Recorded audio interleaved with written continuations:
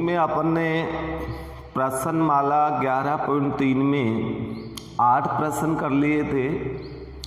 अब इसके पश्चात 9वां प्रश्न, दो समतल आपको दे रखे हैं कार्तीय रूप में। इन दोनों समतलों के प्रतिच्छेद बिंदु से तथा बिंदु 2 2 1 से जाने वाले समतल का समीकरण ज्ञात कीजिए।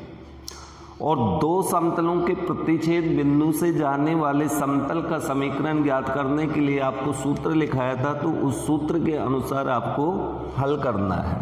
ये तो आपका क्वेश्चन था, मैं यहाँ आंसर लिख रहा हूँ। दो समतलों के प्रतिच्छेद बिंदु से जाने वाले समतल का समीकरण,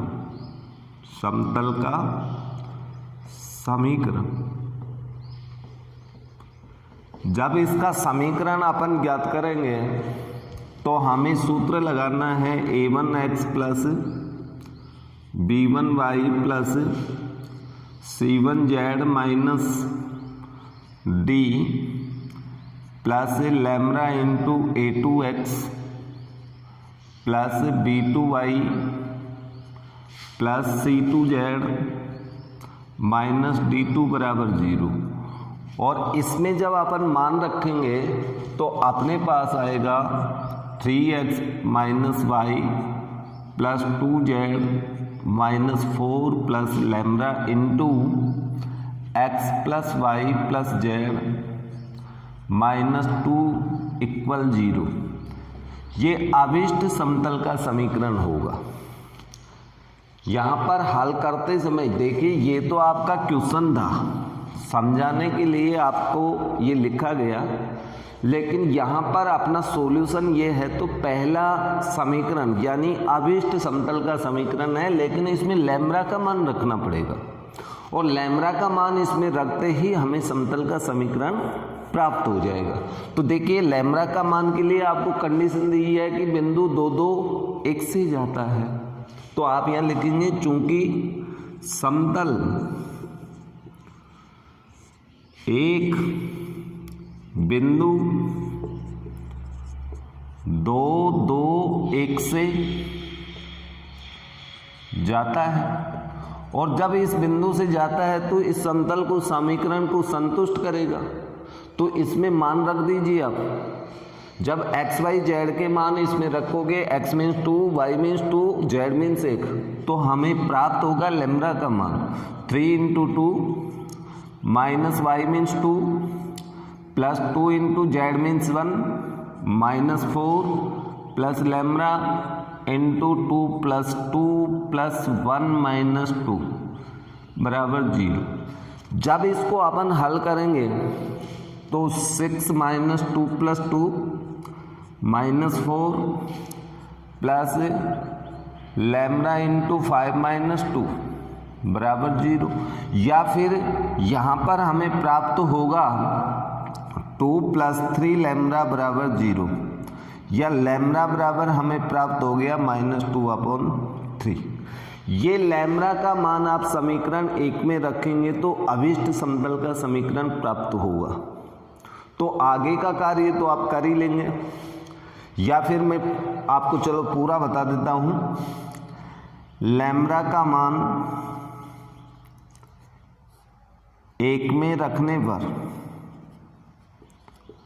1 में रखते हैं तो 3x minus Y plus 2z minus 4 plus lambda into lambda का मान अपने पास -2/3, लैम्ब्डा के स्थान पे लैम्ब्डा का मान रख दिया, into x plus Y plus z minus 2 equal 0। इससे लघुत्तम लेंगे, लघुत्तम 3 आएगा तो ये हो गया 9x minus 3y plus 6z minus 12 minus 2x minus 2y minus 2z minus minus ये हो गया +4 बराबर 0। 9x में से 2x घटाएंगे तो हमें प्राप्त होगा 7x। -3y और -2y हो गए -5y, प्लस के 6z और माइनस के 2z तो प्लस में 4z, माइनस के 12 है प्लस के 4 तो -8 बराबर 0। ये अभीष्ट समतल का समीकरण है। तो इस तरह से हमने कार्तीय रूप में अभीष्ट समतल का समीकरण प्राप्त किया। अब इसके बाद में क्वेश्चन नंबर 9, क्वेश्चन नंबर 9 भी इसी टाइप का है, लेकिन उसके अंदर आपको दोनों समतलों का सदिश रूप में समीकरण दे रखा है और सदिश रूप में समीकरण देकर के वो ही प्रतिच्छेद बिंदु से जाने वाले समतल का समीकरण और जो बिंदु B1 दे रखा है। यहाँ पर क्वेश्चन नंबर 2 में दो समतल दिए सदिश रूप में दे रखे हैं, इनके प्रतिच्छेद बिंदु से जाने वाले तथा इस बिंदु से होकर जाने वाले समतल का समीकरण। तो अपने पास सदिश रूप में ये सूत्र था, दो समतलों के प्रतिच्छेद बिंदु से जाने वाले समतल का समीकरण। अब अपन यहां पर सूत्र लगाएं तो अपने पास ये सूत्र था कि r डॉट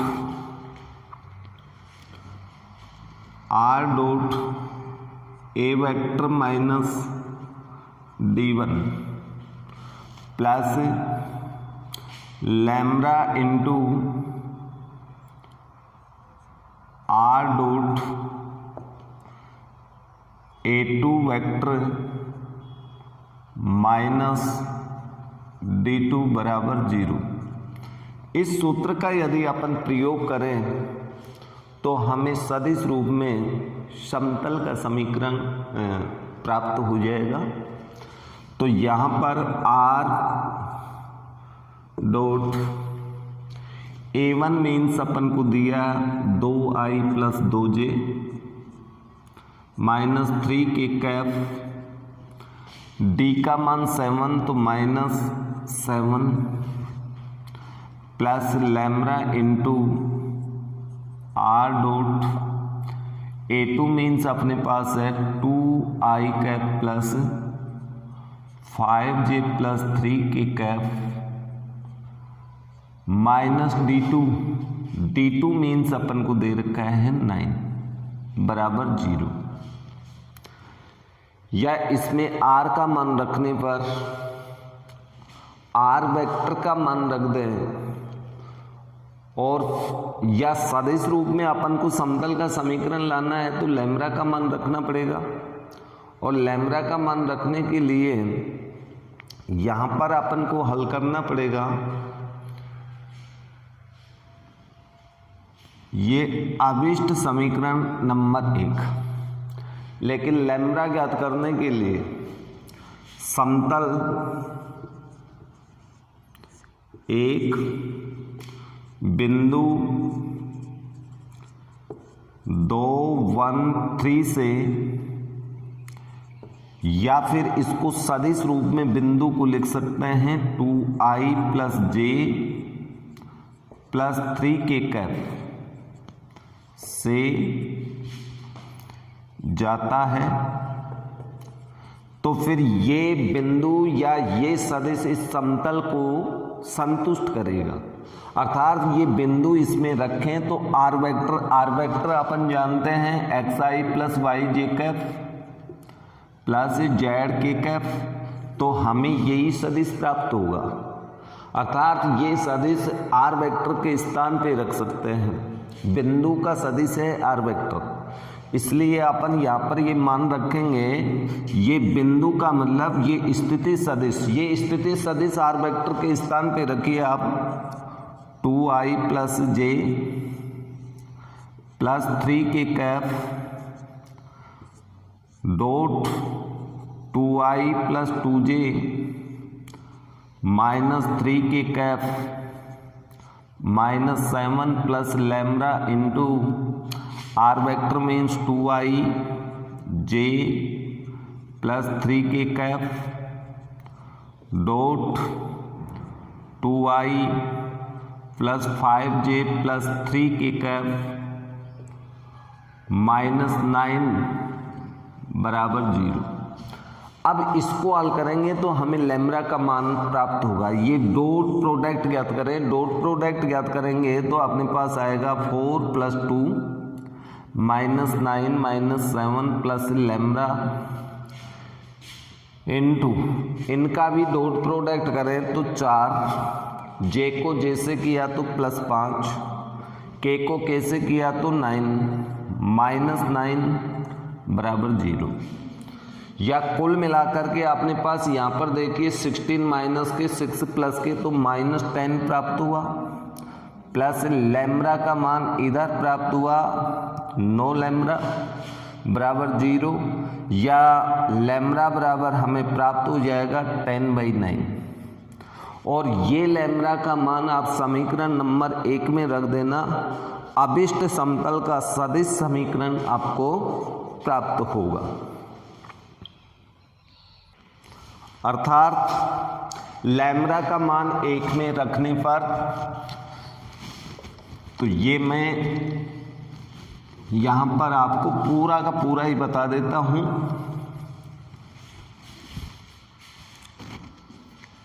लैम्ब्डा बराबर 10/9 समीकरण 1 में रखने पर, अब 1 के अंदर रख दीजिए आप। जब 1 में रखेंगे आप तो r dot 2i plus 2j plus 3 minus 3k cap minus 7 plus 10/9 into r dot 2i plus 5j plus 3k cap minus 9 बराबर 0। आगे अपन हल करें तो हमें प्राप्त होगा 9 into R dot 2i 2j minus 3k cap minus 7 into 10 into R dot 2i 5j 3k cap minus 9 बराबर 0। इनमें से आर डॉट अपने पास कॉमन आ रहा है तो आर डॉट यहाँ पर अपने पास बच जाएगा into R dot into 9 into 2i 2j minus 3k cap minus 9 7 63 plus 10 into 2i plus 5j plus 3k cap minus 90 बराबर 0। ये मान हमें प्राप्त हुआ। अब इसके पश्चात 90 ये अपन को अलग करना पड़ेगा। यहाँ पर 1 मिनट, ये मान अलग करना पड़ेगा। यहाँ पर ये वाला देखिए, यहाँ पर यदि ये दोनों पद अपन एक साथ लें तो ये गुणा करने के पश्चात इन दोनों पदों में से आर डॉट कॉमन आ रहा है तो इन दोनों पदों को लिख दिया और 9 को 7 से गुणा किया तो ये 63 अलग होगा और माइनस का 90 अलग होगा। ओके, क्योंकि वो अचर पद हैं, d1 d2 हैं।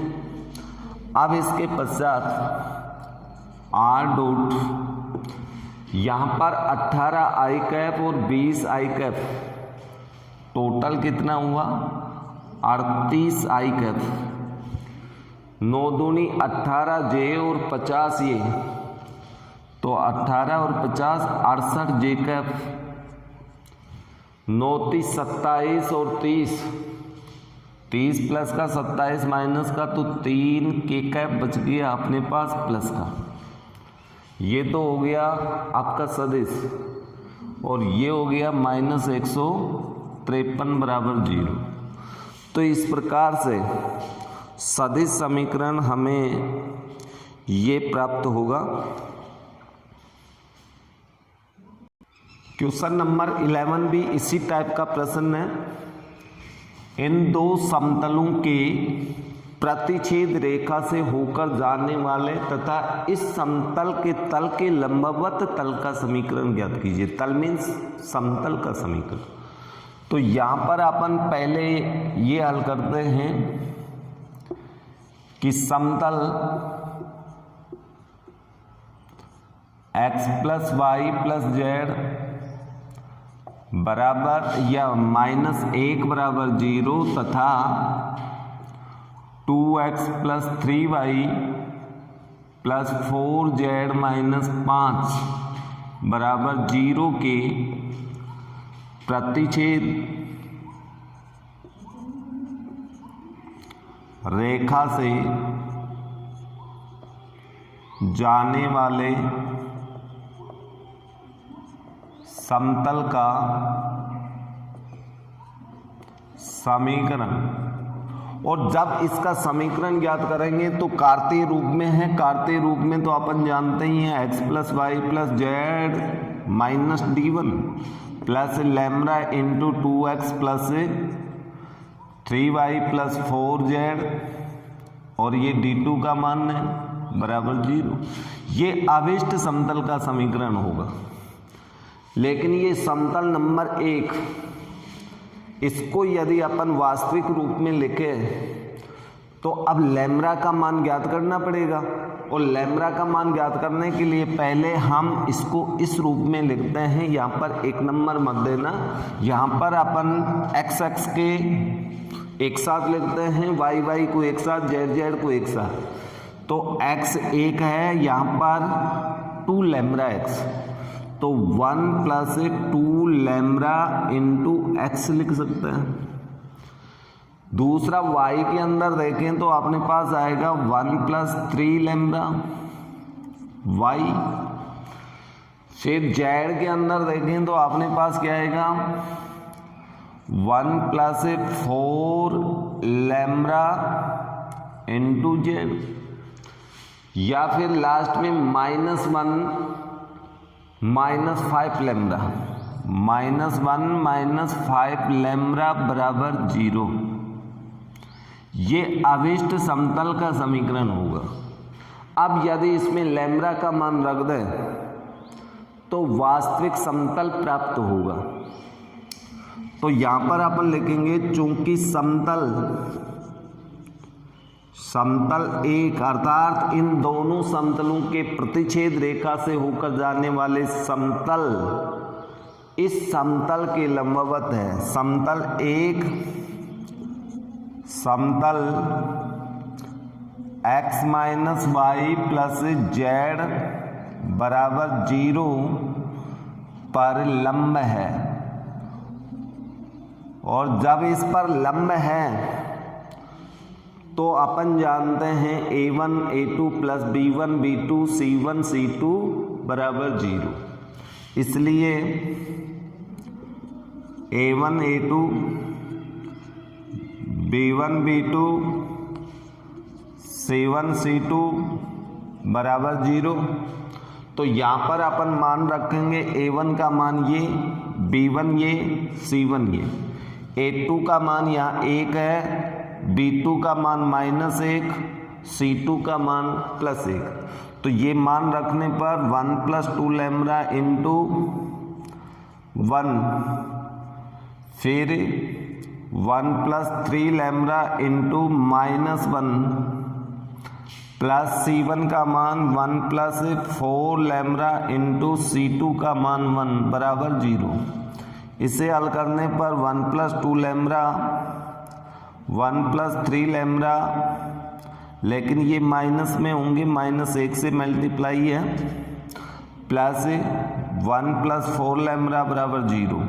तो इससे लैम्ब्डा का मान हमें प्राप्त होगा, लैम्ब्डा प्लस में 6 माइनस में 3, तो 3 लैम्ब्डा, 1 से 1 कट गया, +1 बराबर 0, या लैम्ब्डा बराबर -1/3।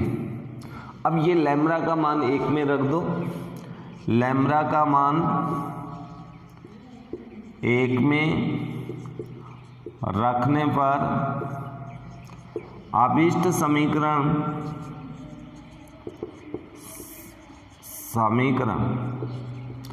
अभीष्ट समतल का समीकरण हमें प्राप्त होगा। लैम्ब्डा का मान -1/3 रखें तो ये तो आ गया -2/3 मीन्स 1 - 2/3 इंटू x।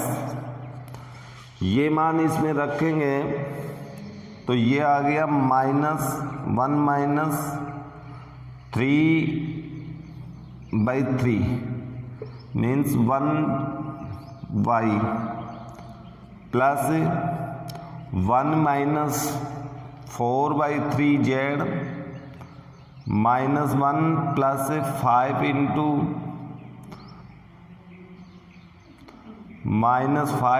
-1/3 बराबर 0, या यहाँ पर अपने पास बच गया x 0y, ये हो गया -z -1 प्लस 5/3 बराबर 0, या x -y 3 लघुत्तम लेंगे तो ये हो गया अपने पास 2/3 बराबर 0, या 3 को लघुत्तम लेने पर 3x - 3y प्लस 2 बराबर 0।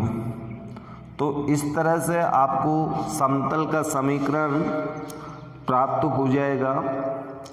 ये सदिश रूप में समतल का समीकरण प्राप्त हुआ।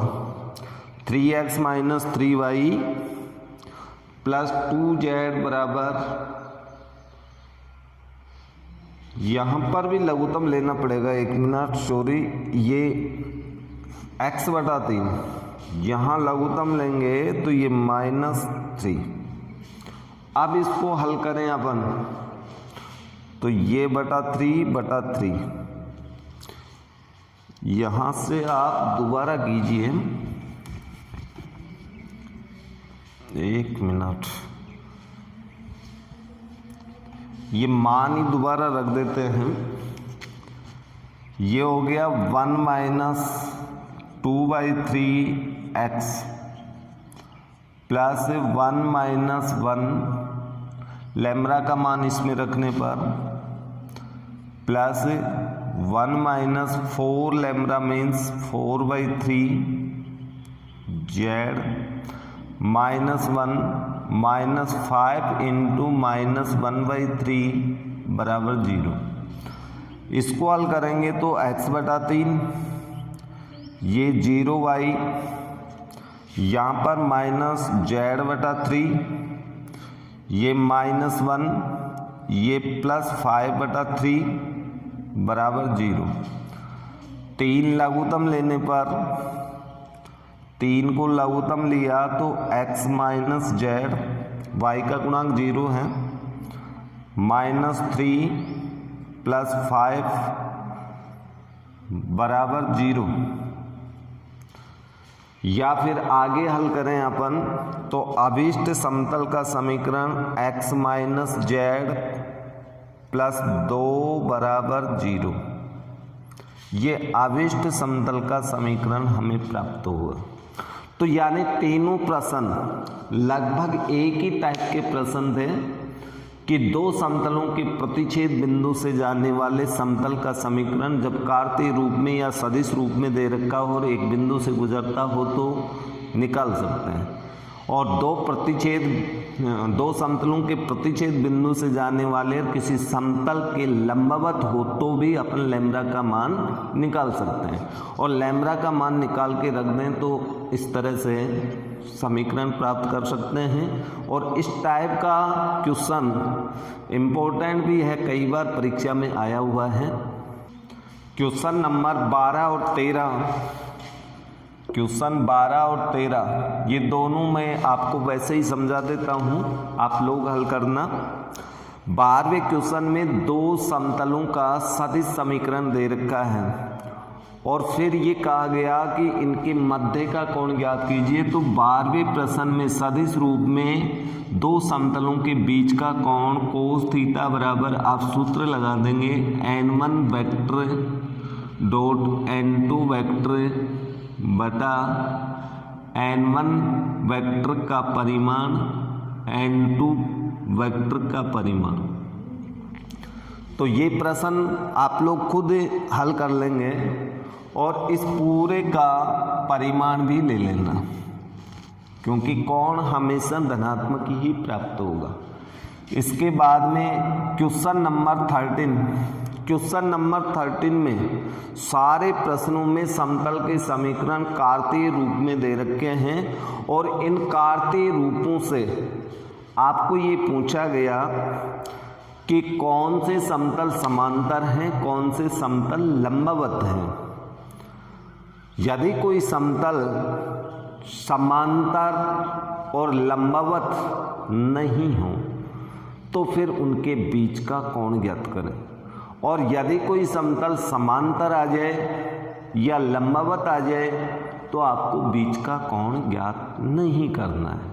ओके, तो 13 नंबर का जो क्वेश्चन है समतल के कार्तीय समीकरण है और कार्तीय समीकरण के अंदर आपको सबसे पहले देखिए, यदि समतल अपने पास इस रूप में हो, कौन से रूप में, a1x plus b1y plus c1z बराबर d1, एक समतल a2x b2y प्लस c2z बराबर d2, समीकरण 2। तो दोनों समतल कौन से रूप में हैं, कार्तीय रूप में।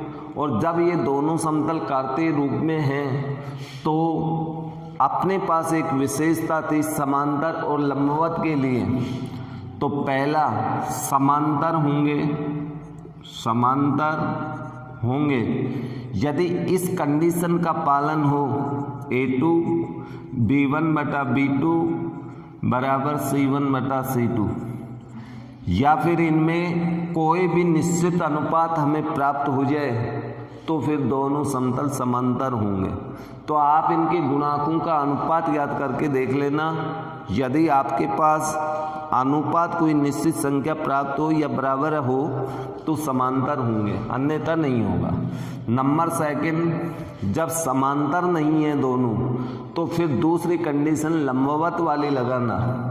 यदि a1 a2 plus b1 b2 plus c1 c2 बराबर 0, यदि ये मान 0 आ जाए तो दोनों समतल लंबवत होंगे।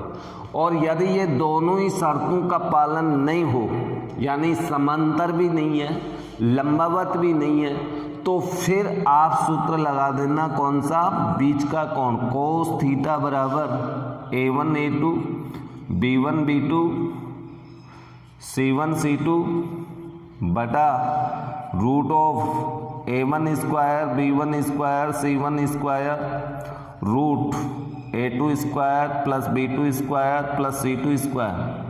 यानी बिल्कुल सूत्र के ऊपर डायरेक्ट आधारित प्रश्न हैं दोनों के दोनों, 12 और 13।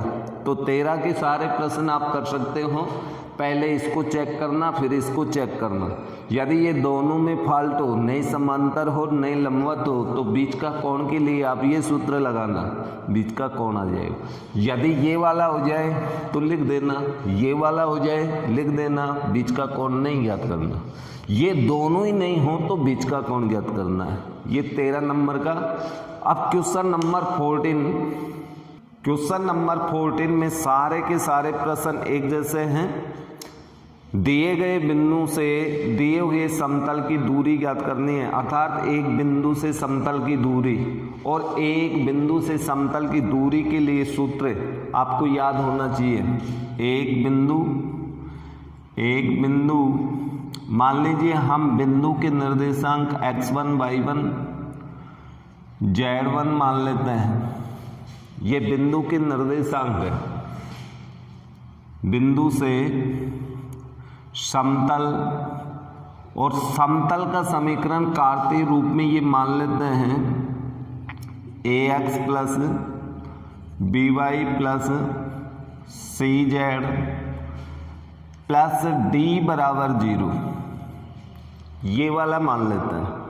तो बिंदु से दूरी बराबर आपका ये वाला सूत्र लगेगा, कौन सा, ax1 plus by1 plus cz1 plus d upon root a square b square plus c square. इसमें d का विशेष ध्यान रखना। यदि समतल का समीकरण में d इस तरह से पक्षांतरण करके लेफ्ट में हो तो फिर प्लस में d आएगा,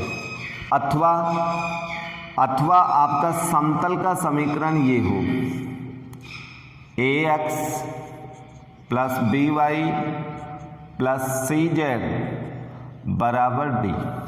ये विशेष बात लिख देना, जब भी आपके पास परीक्षा में प्रश्न आए, और इस पर आधारित परीक्षा में प्रश्न एक बार बोर्ड में आया हुआ भी है। यदि आपके पास बिंदु और समतल ये दे रखा है तो फिर दूरी का सूत्र ये होगा, ax1 plus by1 plus cz1 minus d upon root a square b square plus c square. तब आपको ये सूत्र लगाना है। यानी समतल के समीकरण को पक्षांतरण करने की कोई आपको आवश्यकता नहीं पड़ेगी, डायरेक्ट सूत्र आप याद रखें। समतल इस रूप का है तो बिंदु से दूरी का सूत्र ये होगा। समतल इस रूप का है तो किसी बिंदु से उस समतल की दूरी का सूत्र ये होगा। तो यहाँ पर ये दोनों सूत्र कभी प्लस में दी आता है, कभी माइनस में दी आता है। प्लस में कब आएगा, माइनस में डी कब आएगा, ये आपको विशेष थोड़ा सा इसमें ध्यान रखना है। जैसे 14वें के ये दो प्रश्न हैं, बी और सी। बिंदु से इस समतल की दूरी ज्ञात कीजिए। तो बिंदु से इस समतल की दूरी ज्ञात करें तो आपको दूरी का सूत्र कौन सा लगाना पड़ेगा, आप पहले नंबर वाले सूत्र का प्रयोग करें। तो आप यहाँ पर सबसे पहले ये लिखेंगे कि x1 y1 z1 की समतल, अब समतल का समीकरण मैं लिख देता हूँ यहाँ पर, plus by plus cz plus d बराबर 0 से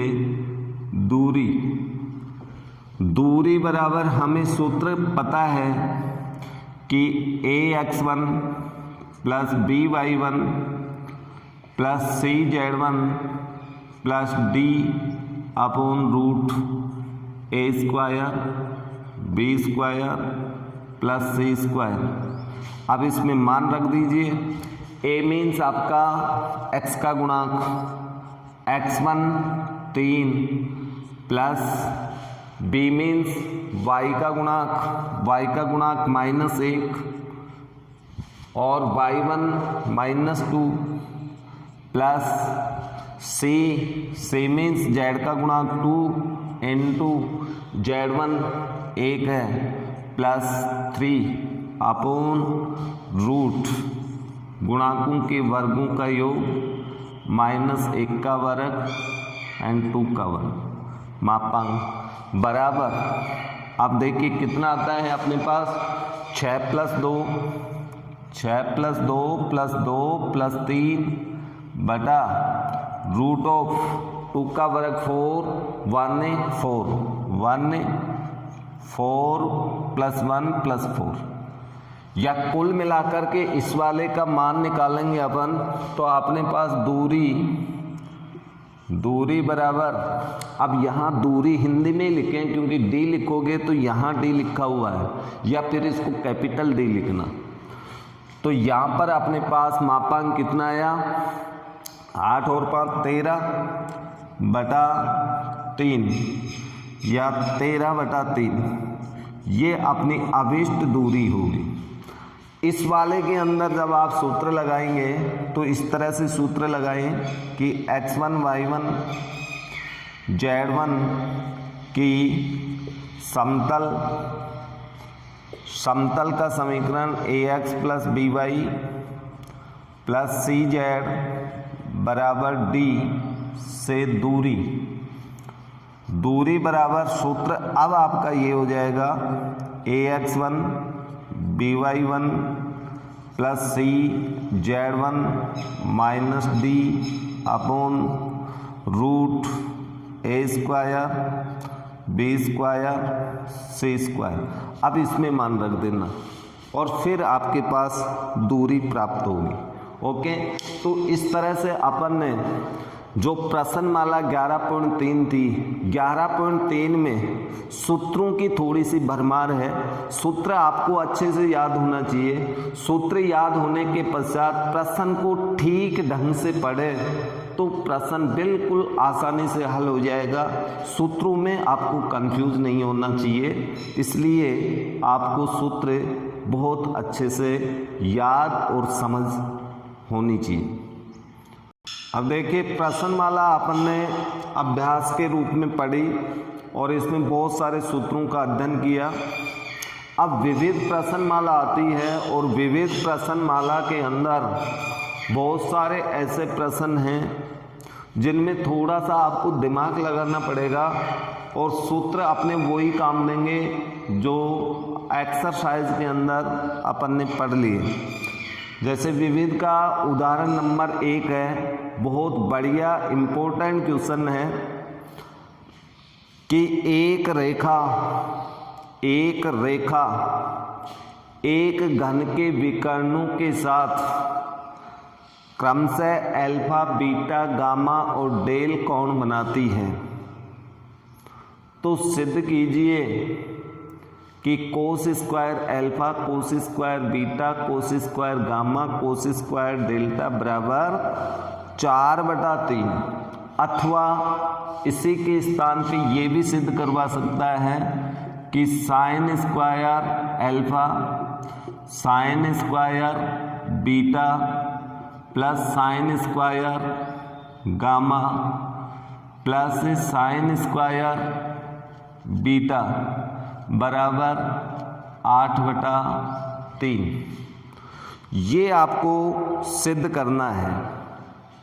या तो ये वाला सिद्ध करो या ये वाला सिद्ध करो, अथवा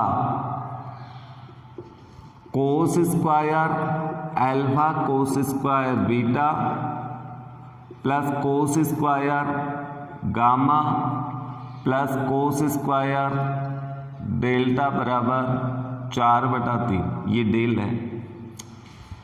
तो दोनों में से कोई सा भी सिद्ध कीजिए या कोई सा भी सिद्ध आपसे परीक्षा में करवा सकता है। लेकिन प्रश्न क्या है कि किसी घन के अंदर उसके विकर्णों के साथ एक रेखा अल्फा, बीटा, गामा, डेल्टा कोण बनाती है। यानी एक रेखा घन के विकर्णों के साथ। तो सबसे पहले आपको समझना होगा घन के विकर्ण।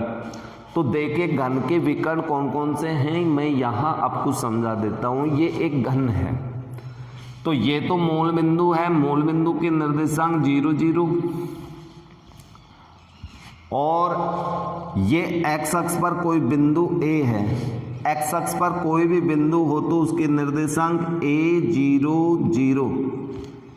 ओके, ये y अक्ष पर कोई बिंदु B है तो इसके निर्देशांक 0 a 0, क्योंकि घन की भुजा हमने a इकाई मान ली। ये z अक्ष पर है कोई बिंदु तो 0 0 a।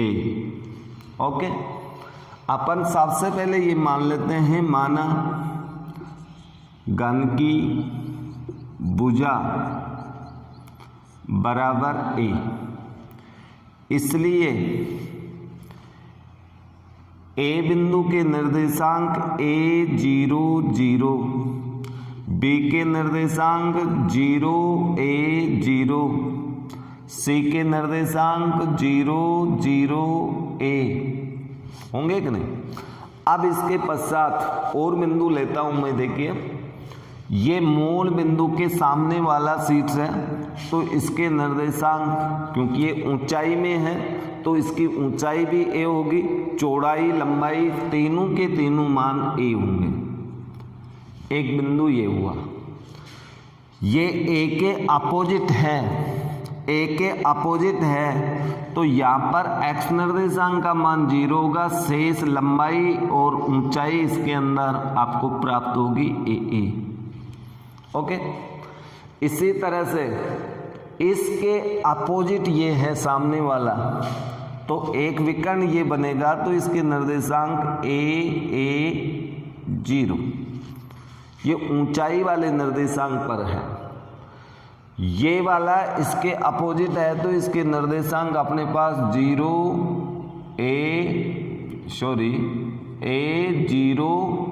a होंगे। इस तरह से हमें निर्देशांक प्राप्त होंगे।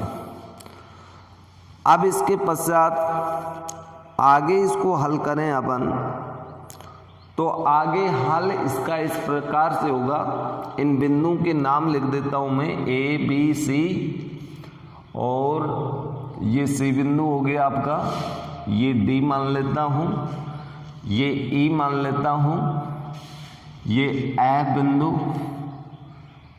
और ये G बिंदु। ठीक है जी, तो आप यहां लिखेंगे, इसलिए D के निर्देशांक a 0 a, E के निर्देशांक a 0 और G के निर्देशांक, F के निर्देशांक 0 a व G के निर्देशांक a। तो घन के विकर्ण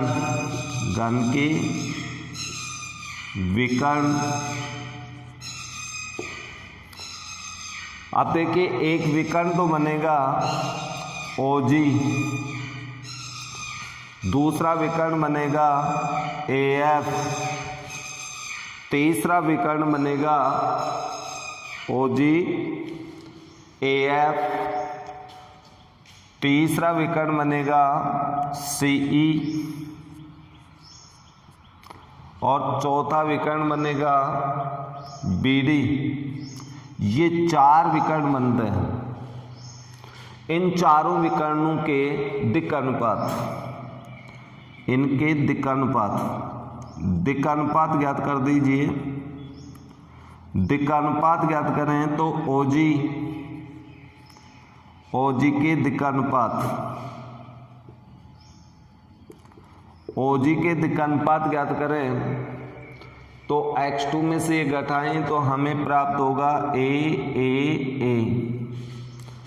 दिक् कोसाइन, इसी की दिक् कोसाइन ज्ञात करें अपन तो a बटा रूट a स्क्वायर बराबर एक दिक् कोसाइन ये हो गई, दूसरी भी यही होगी, रूट a स्क्वायर, तीसरी भी यही होगी, रूट a स्क्वायर। यानी इसकी दिक् कोसाइन हमें प्राप्त हुई a बटा a रूट 3 बराबर a बटा a√3 बराबर a/√3, या फिर इनको अपन लिख सकते हैं 1/√3 1/√3 1/√3, यानी एक विकर्ण की दिक् कोसाइन हमने ज्ञात की। इसी तरह से दूसरे विकर्ण की दिक् कोसाइन ज्ञात करते हैं हम। आकृति के अंदर ये मान देख लेना आप। दूसरा विकर्ण अपन लेते हैं AF। AF के दिक् अनुपात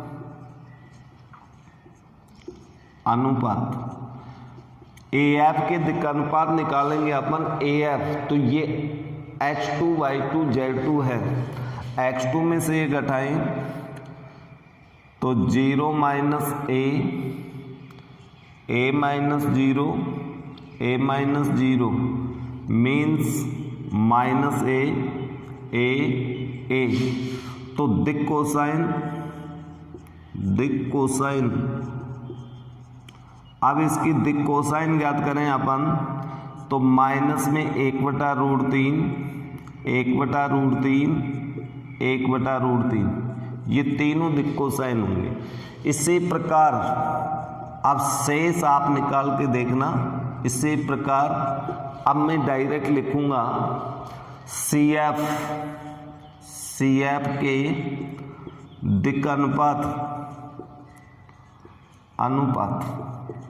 अब CF के दिक् अनुपात ज्ञात करेंगे तो CF ये है, तो इसमें से इसको घटाना पड़ेगा और इसमें से इसको घटाएंगे तो अपने पास आएगा A दिक् कोसाइन। अब इसकी दिक् कोसाइन ज्ञात करेंगे तो 1/√3 1/√3 -1/√3। ओके, अब अपन चौथे विकर्ण की दिक् कोसाइन ज्ञात करते हैं। कौन सा विकर्ण बच गया अपना? BD। अक्षों वाले बिंदु से दूसरे बिंदु की ओर नाम लिखें BD, तो D के निर्देशांकों में से B वाले घटाने पड़ेंगे। D में से B के घटाएं तो हमें दिक् अनुपात के दिक् का अनुपात निकालो। पहले दिक् का अनुपात निकालें तो अपने पास आएगा D में से घटाना है तो A - A दिक् कोसाइन।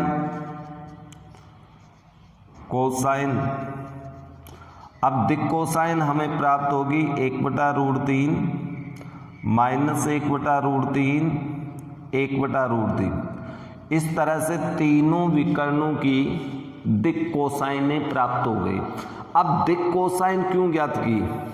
क्योंकि मुझे रेखा और विकर्ण के बीच का कोण ज्ञात करना है। रेखा और इन विकर्णों के बीच का कोण, तो रेखा की दिक् कोसाइन भी मैं कुछ मान लूंगा। अब मान लेते हैं, माना रेखा की दिक् कोसाइन। अब मैं आकृति को मिटा रहा हूं यहां से, तो आकृति मिटा देता हूं, क्योंकि विकर्णों की दिक् कोसाइन ज्ञात करने के लिए और दिक् अनुपात ज्ञात करने के लिए ये आकृति आपको बताई गई। चार ही विकर्ण घन में खींचे जा सकते हैं। चारों विकर्णों की दिक् कोसाइन हमें प्राप्त हो गई।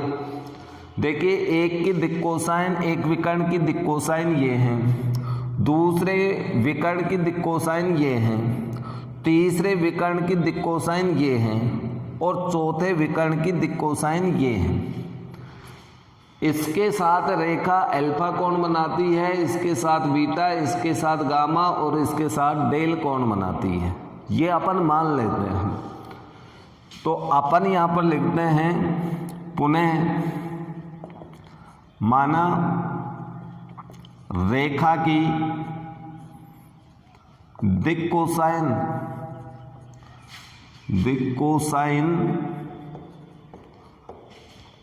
LMN है,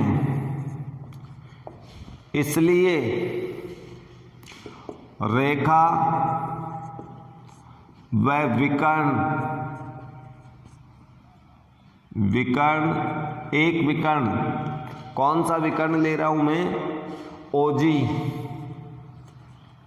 के मध्य कोण, और इसके मध्य का कोण ज्ञात करें तो कोस अल्फा बराबर, अब देखिए कोस अल्फा बराबर अपने पास सूत्र क्या लगेगा, रेखा की दिक्कोसाइन,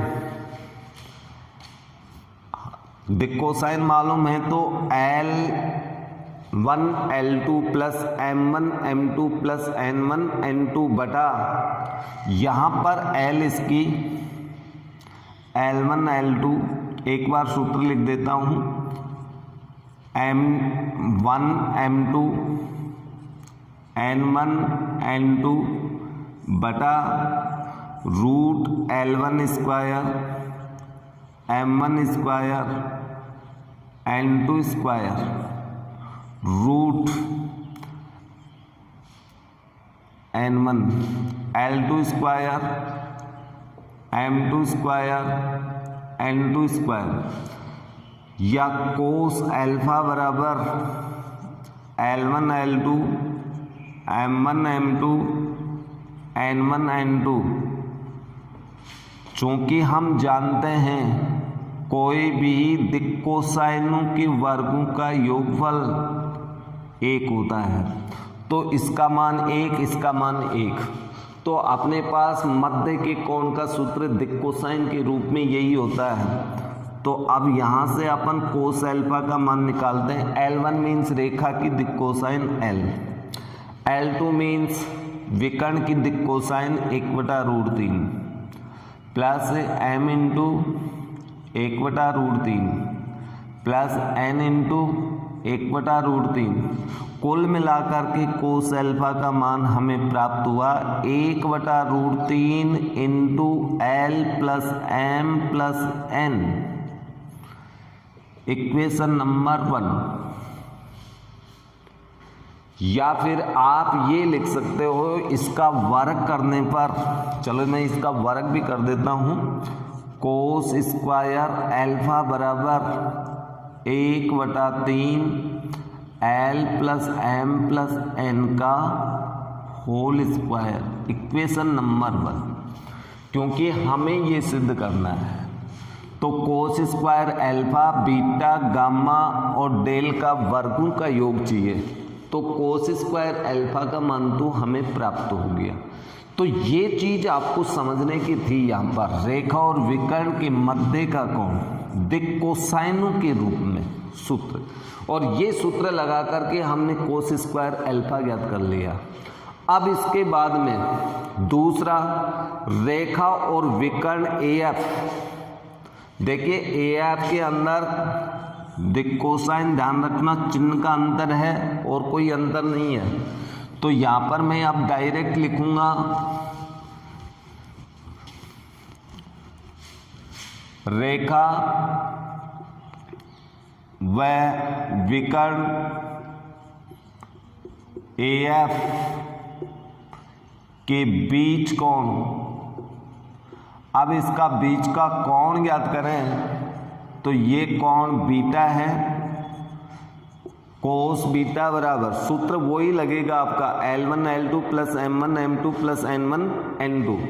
L का मान तो रेखा की दिक्कोसाइन L, ये आ गया -1/√3 plus M into 1/√3 plus N into 1/√3। रेखा की दिक्कोसाइन तो क्रम से ये है, लेकिन विकर्ण की दिक्कोसाइन ये थी तो इसमें माइनस चिन्ह था, अर्थात कुल मिलाकर के अपने पास ये मान आ जाएगा 1/√3 common -L plus M plus N, या कोस स्क्वायर बीटा बराबर 1/3 -L plus M plus N, ये इक्वेशन नंबर 2 वर्ग कर दिया। अब इसी तरह से CF की दिक्कोसाइन देख लो, लास्ट वाला अनुपात यानी N का मान ऋणात्मक होगा, BD में M का मान ऋणात्मक होगा, तो ये दोनों मैं डायरेक्ट लिख रहा हूं। इसी प्रकार विकर्ण इसी प्रकार विकर्ण कौन कौन सा बच गया था अपने पास, एक BD और एक CE, विकर्ण CE, विकर्ण CE तथा BD व रेखा के मध्य कोण, जब इसका मध्य का कोण अपन ज्ञात करेंगे तो कोस स्क्वायर गामा बराबर, अब देखिए CE के अंदर n का मान ऋणात्मक होगा तो 1/3 into L plus M minus n का होल स्क्वायर, समीकरण नंबर 3। और कोस स्क्वायर डेल बराबर 1/3 L minus M plus n का होल स्क्वायर। क्वेश्चन थोड़ा सा लंबा है लेकिन समझ में आने के पश्चात बिल्कुल सिंपल है। देखो आपने दिक् कोसाइन ज्ञात किए हैं तो यही समीकरण बनेंगे। अब इसके बाद समीकरण 1, 2, 3 व 4 को जोड़ने पर, अब जोड़ने पर हमें क्या प्राप्त होगा वो यहाँ लिख देता हूँ। देखिए जोड़ने पर क्वेश्चन लेंथी होने की वजह से थोड़ी सी दिक्कत आएगी आपको। जोड़ेंगे तो बाएं पक्ष में बायां पक्ष cos square alpha, cos square beta, cos square gamma, cos square del बराबर, दाएं पक्षों को भी जोड़ दें। पहले समीकरण का दायां पक्ष, दूसरे का ये, तीसरे का ये, चौथे का ये, तो इन सब में 1/3 कॉमन आ रहा है, 1/3 और शेष अपने पास बच गया L plus M plus N का होल स्क्वायर। फिर आ गया अपने पास minus L plus M plus N का होल स्क्वायर।